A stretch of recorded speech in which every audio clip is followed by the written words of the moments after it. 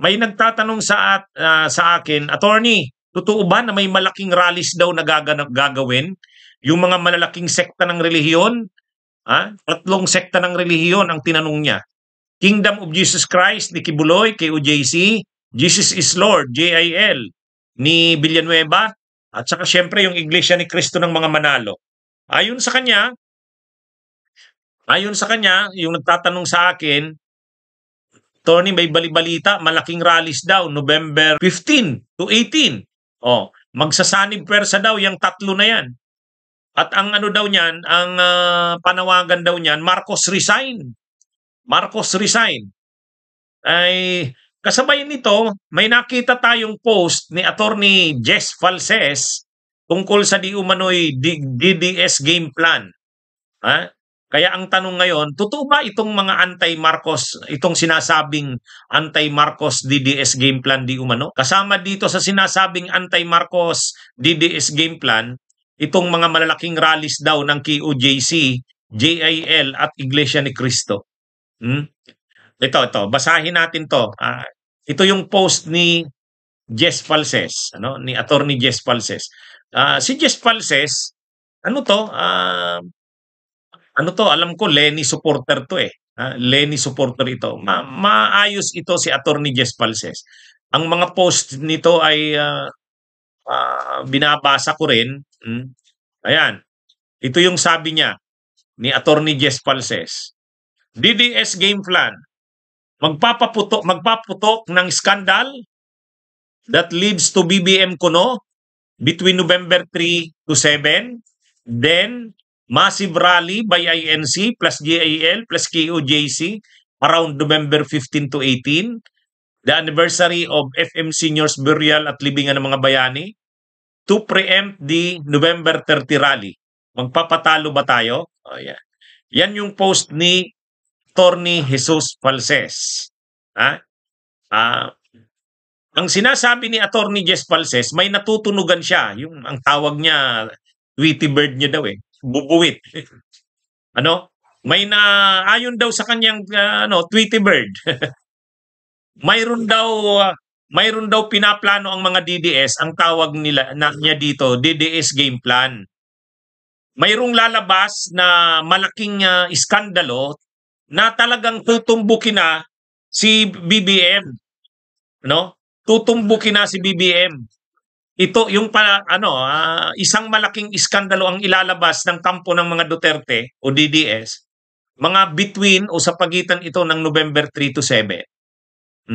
At actually, ang binabantayan ngang pitsa yung November 5 daw eh. November 5. May ilalabas daw na kumbaga matinding i-expose ang isang matinding iskandalo na talagang dito tinutumbok na si PBBM ay may pananagutan sa mga anomalya sa flood control. Yan daw yung gagawin. Pagkatapos niyan, may mga malalaking rallies na sa November 15 to 18. Yung mga sekta ng relihiyon na identified sa mga Duterte, INC, JIL, KOJC, magsasanib pwersa. Bakit itataon ito dyan? Ay yan daw yung panahon na pinayagan ni Duterte na ilibing sa libingan ng mga bayani yung bangkay ni dating presidente Ferdinand Marcos Sr. Parang ang gagawin nila dyan, sisingilin si Marcos. Wala kang utang na loob, yung tatay mo nga ipinalibing ni dating presidente Duterte sa libingan ng mga bayani. Parang yun yung papatampukin nila diyan. Anyway, yan yung post ni Attorney Jess Falses. Walang confirmation yan, pero kung titingnan natin ang mga vlogs, ang mga supporters ng Duterte, yan din yung paulit-ulit nilang sinasabi ngayon. Tulad nito itong retired general ba ito, si Macanas. Ang title niya, The End is Near, kahit patanong. The End is Near. Ang tinutukoy niyang The End is Near, yung katapusan ni Marcos. Kumbaga, sinasabi daw ang mga posts ngayon ng mga supporters ng Duterte, malapit na daw magwakas ang administrasyon ni Marcos. Yan yung Kaya yung post niya, vlogger yan ng DDS eh, itong retired General Macanas. Ang ano niya, the end is near. Oh. Kumbaga ang tinutukoy niyang the end is near, yung katapusan ng administrasyon ni Marcos. Nag-react dyan ang mga DDS. Oh, sabi kay Jess Palses ng mga DDS, mabuti ka pa, Attorney Jess Palses, alam mo ang plano ng mga DDS. sabi ng mga DDS, mabuti ka pa, Attorney Jess Palses. Mas alam mo ang plano ng mga DDS. Kami hindi namin alam. Kinounter din yan ni Attorney Jess Palses. Ay sabi ni Attorney Jess Palses, ay ibig sabihin hindi kayo malapit kay ano? Hindi kayo malapit kila Chavit Singson. Ako ang bubuwit ko. Malapit kay Chavit Singson. Yun ang mga counter ni Attorney Jess Palses eh. Si Rowena Guanzon, kilala naman natin si Rowena Guanzon. Si Rowena Guanzon, dating kakamping yan eh. Dating COMELEC commissioner yan noon. May party list yan, yung P3PWD, pero hindi naman siya nakaupo. Ngayon, anti-Marcos na yan, si Rowena Guanzon. Tinira niya din si Jess Palses. Sabi niya, wag mong pakialaman ang DDS rallies, Attorney Jess Palses. Ba't hindi ka mag-organize ng rally in support kay Romualdez? Anyway, mga kabunyog, mga kababayan, kung ako ang tatanungin dyan, ako sa tingin ko, mayroon talagang plano ang mga DDS na mag-rally na naman, tatapatan na naman nila yung mga rallies para sa November 30. Ako sa tingin ko, ano nila yan? Plano talaga nila yan ng mga DDS. Kaya lang, ang problema kasi sa mga DDS, nahihirapan silang mag-organize ng rally nila eh. Nahihirapan silang mag-organize ng rally nila eh. Wala naman kasi talaga silang tao. Halimbawa, yung inorganize sana ni Barsaga, noong October, ano ba yon? Anong araw ba yon? Yung People Power 3 na daw, papasukin na yung Forbes Park, wala namang nangyari. Kaya yung mga DDS, ang kampo ng Duterte, yung mga supporters ng Duterte, maraming beses na yan. Maraming beses na yan, nag-o-organize ng rallies nila. Talagang gusto na nilang patalsikin si Marcos eh. Ang problema, hindi nila magawang mapatalsik. Hindi nila mapatalsik sa impeachment dahil wala naman silang support ng mga kongresista. Hindi nila mapatalsik sa people power kasi wala naman silang people. Wala. Kaya, nakita nyo naman, nung rally nung September 21, anong ginawa ng mga Duterte, yung mga DDS? Nag-organize ng mga packet na rallies nila.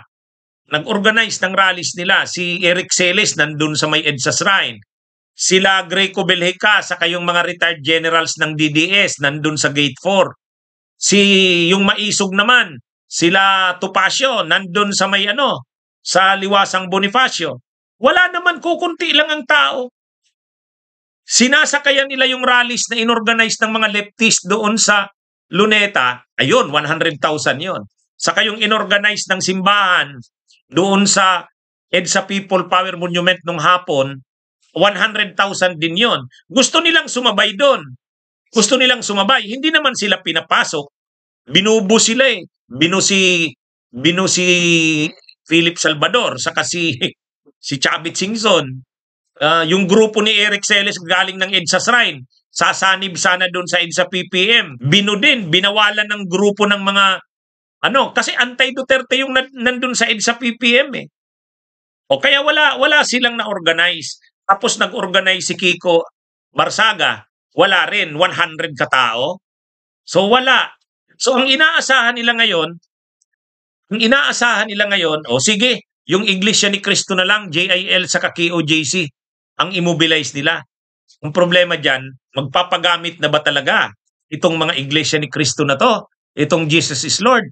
Itong KOJC? Magpapagamit na ba talaga sila sa kampo ng Duterte?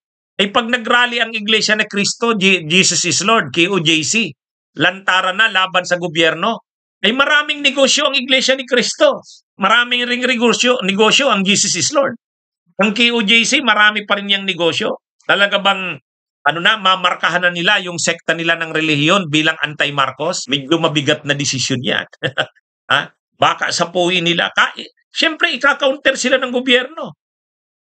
Kaya yan ang problema ng DDS. Wala silang tao. Kaya umaasa na lang sila sa mobilization ng Iglesia ni Cristo.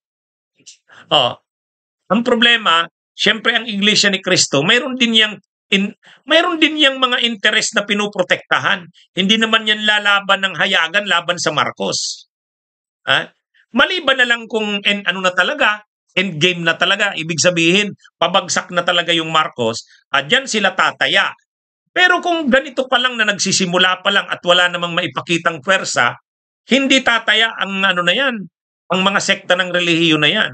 Marami yang mga negosyo, marami yang interest na kapag lumaban na sila sa gobyerno ng hayagan, ika-counter din sila. Ika-counter sila ng gobyerno. Hindi naman papayag ang gobyerno na itong mga sekta ng relihiyon lantaran ng komosisyon laban sa Marcos. Yan yun. Kaya anyway, ang sigurado tayo, yung rallies ng November 30, malaki yun. Pero hindi yun anti-Marcos eh. Yung rally ng November 30, anti-corruption yun. Yung mauulit yung malaking rally sa Luneta. Mauulit yung malaking rally sa EDSA. Kilala ko yung mga organizers niyan. Kasama kami sa nag-o-organize niyan. Pero wala diyang hindi naman yan pagpapatalsi kay Marcos ang panawagan. Ang nananawagan lang ng pagpapatalsi kay Marcos yung mga Duterte. Problema, wala silang tao. Wala silang tao. Kaya pangarap na lang talagang mangyayari sa kanila. Okay sana yan kung itong mga malalaking grupo na may rally sa Luneta saka sa EDSA PPM, magsasanib pwersa saka sa mga Duterte. Ay hindi naman sasanib yan. Wala, hindi mangyayari yan na sasanib yung mga magrarally sa Luneta at saka yung magrarally sa EDSA People Power Monument, sasanib sa kampo ng Duterte. Hindi. Pag pag ginawa na naman nila Singson na sasanib, ibubu na naman sila. Kaya ang gagawin talaga ng mga Duterte, mag-organize sila ng sarili nilang tao. Ang problema, wala nga silang tao. Ang inaasahan nila, magpapakilos ng marami galing sa Mindanao. Gagastusan ni Singson. Nababasa ko nga yung mga post. Manong Chabit, gastusan mo na isang barko galing Mindanao, sasama kami dyan. Ewan ko lang kung gagastos ng ganon si Chabit Singson. Ewan ko. Ewan ko kung gagastos ng ganon si Chabit Singson. Mag-aano ka? Mag-i-import ka ng tao galing Mindanao para dumami yung rally ng DDS. At saka ngayon, handa na rin ngayon ang gobyerno sa pag-counter sa rally ng DDS. Di ba nagbabala na nga si Marcos? Sabi ni Marcos, okay lang yan na mag-rally, pero kung magiging magulo yan, lalabanan na yan ng gobyerno. Alam naman natin kung saan magsisimula ang kaguluhan. Sa mga DDS na naman yan. Itong game plan nilang sinasabi. Itong game plan nila. Kung totoo man ito. Kaya lang, yun na nga. Kahit yung game plan nila na yan, hindi nga nila maisa publiko yan eh. Yung mga nag-o-organize ng maraking rally sa November 30, tulad ng yung Kilusang Bayan kontra Kurakot, yung mga nag-presko na nung isang araw eh. Yung mga nag-o-organize ng rally sa EDSA PPM naman, yung trillion peso movement, public yun. Walang tinatago doon. Itong mga DDS, ito yung patago. Yung kanilang plano, hindi nila maisa publiko. Unang-una kasi, hindi sila nakakasigurado kung may tao nga sila. Si Barsaga, wala na. Hindi na pinag-uusapan. Ang issue na ngayon ni Barsaga, Coast Guard. Sa Mindanao secession. Bakit? Bakit naglipat na si Barsaga sa mga Coast Guard at saka mga Mindanao secession? Kasi wala naman siyang taong nakuha eh. Tapos kahit yung mga DDS, disappointed kay Barsaga kasi iniwan sila. Nagpakita lang ng ilang minutes tapos umalis na. So wala. Kaya Itong mga sinasabing game plan na to ng mga DDS, wala yan. Yung tinatawag nito nila Macanas na the end is near, matagal nilang pangarap yan. Tayo, hindi naman tayo tagapagtanggol ng Marcos, ha? Pero ina-analyze lang natin yung sitwasyon, walang mangyaring ganyan. Ang inaasahan sana kasi nila ganito. Ganito sana. Yung sanang paglabas ni Gutesa, ang inaasahan nila, magagalit na ang mga tao kay Romualdez. At pag nagalit na kay Romualdez, direkta na yan, kay Marcos na yan. Tapos dahil Marines, dahil dating Marine si Gutesa, military. So, makukuha ni Gutesa ang support, simpatsya ng military. Ganun yung ganun yung laro niyan. Kumbaga, si Gutesa yung napili nila dahil si Gutesa, dating military, Marines. Eh di syempre, pag nagsalita siya, makakakuha ng simpatsya sa mga military. Kaya yung pag-withdraw ng support ng military, madali na lang daw yon. Ang problema, sira yung credibility ni Gutesa, wala. Hindi na nga ngayon makita, so wala. Kaya yung yung mga binubuo nilang mga senaryo, yung mga nabubuo nilang senaryo, wala, hindi nangyayari. Sila? Marami silang naiisip na mga senaryo, ganito na ang mangyayari dyan, ganito ganyan. Wala naman. Napapahiya lang sila. Kaya kahit itong sinasabi ni Jess Palces na game plan, sa tingin natin wala ito. Walang kaaabutan yan. Yung sinasabi na yan na parang the end is near na, maraming beses na nilang sinasabi yan. Mas malaki pa ang napaparali ng mga leftist kaysa dito sa DDS. Sa totoo lang. Kaya lang, yung mga leftist din, hindi naman hayagan na pagpapatalsik kay Marcos ang panawagan. Hindi naman Anti-corruption. Anti-corruption. Kahit yung rally sa NC People Power Monument, hindi naman Marcos resign ang panawagan doon. Ang nananawagan talaga itong mga DDS. Ang problema nila, wala naman silang suportang nakukuha sa tao. Kahit yung sarili nila ng mga supporters ng Duterte, wala rin. Hindi lumalabas sa kalye. Ang karamihan lang ng sumasama sa mga rallies ng DDS, yung mga vloggers nila. Ginagawa lang nilang content yung rallies nila. Hanggang content lang. Pero yung magpakita ng maraming tao, wala. Hindi nila nagagawa. Kaya tulad ng ng sinasabi natin, wala ito. Bigo na naman ito. Bunyog, bunyog, halikan na kasama ka. Bunyog, kapag buklod ay may pag-asa. Luzon, Visayas, Mindanao, isa ang pananaw. Sa bagong Pilipinas ang bunyog isisigaw. Bunyog, bunyog.